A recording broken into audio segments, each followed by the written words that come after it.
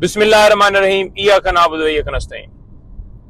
कप्तान इमरान खान के केसेस के हवाले से अपडेट ये है कि जैसा कि आपको पता है कि कप्तान इमरान खान के ऊपर 200 के करीब केसेस बनाए गए। सिर्फ वजह क्या थी कि कप्तान इमरान खान ने अब अमेरिका को एब्सोल्युटली नॉट कहा, इस माफिया के खिलाफ खड़ा हो गया, आवाज उठाई, हक का अलम बुलंद किया, गरीबों की बात की, मुल्क के अंदर जुल्म और जबर की बात की, कानून की बालादस्ती की बात की, मुल्क के अंदर यह कहा कि आइन की बालादस्ती हो, अमीर और गरीब के लिए कानून बराबर हो, सिर्फ और सिर्फ हक की बातें की। ये कसूर था।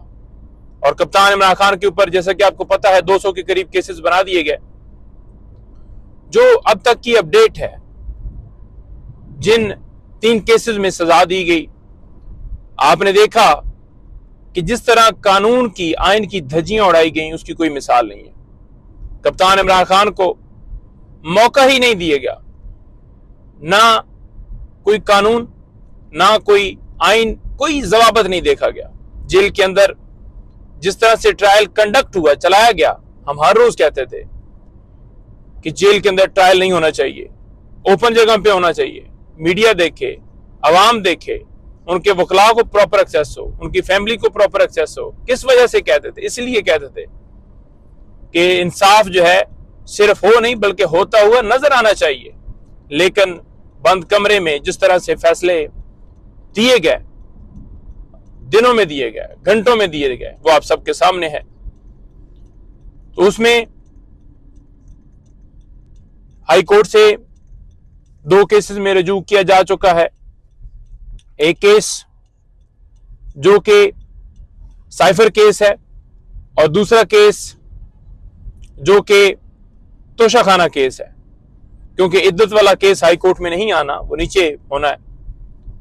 तो वो उसकी हद तक नीचे जो है फॉरम वो मौजूद है, वहां पर सारे मामला चल रहे। इस्लामाबाद हाई कोर्ट की बात की जाए, जैसा आपको पता है कि कप्तान इमरान खान के केसेस जब भी आए रख लिए गए, सुनाए नहीं गए। और अगर मैं साइफर केस की बात करूं तो सुप्रीम कोर्ट ने वाज़ह कह दिया था कि कोई ऐसी चीज जुड़ नहीं रही, कोई ऐसे शवाहिद नहीं मिलते कि जो कि कप्तान इमरान खान का कसूर जो है वो बनाए। इसी वजह से बेल हुई थी। और तोशाखाना वो देख लें कि पहले तोशाखाना में सजा हो चुकी है, फिर सेम नौयत का मुकदमा नैब में चलाया गया।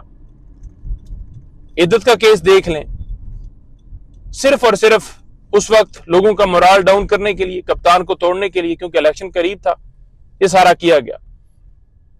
जो ही ये फिक्स होंगे इंशाअल्लाह ताला कप्तान इमरान खान की हक की फतह होगी।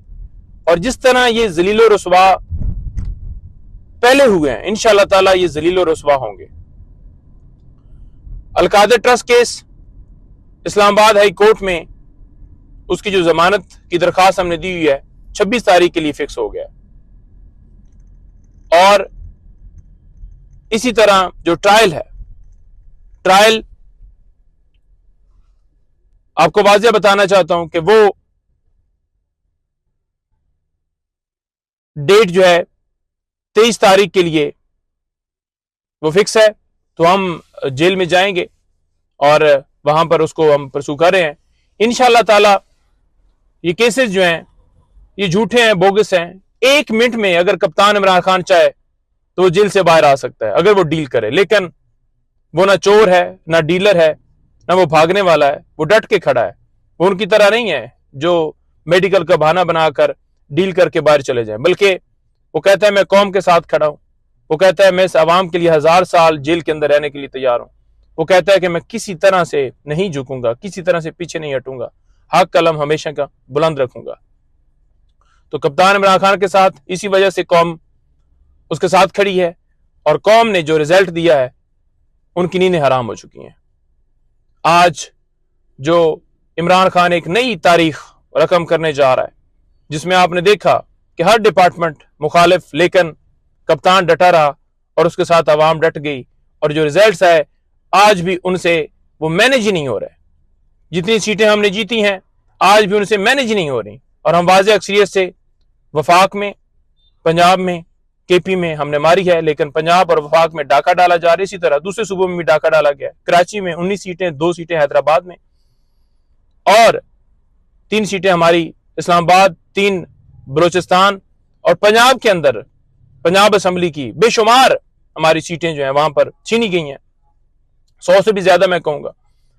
और इंशाअल्लाह ताला ये जो वफाक में भी सीटें जीती गई हैं, हक की फतह होगी, सच की फतह होगी। इमरान खान जिंदाबाद, पाकिस्तान पाइंदाबाद।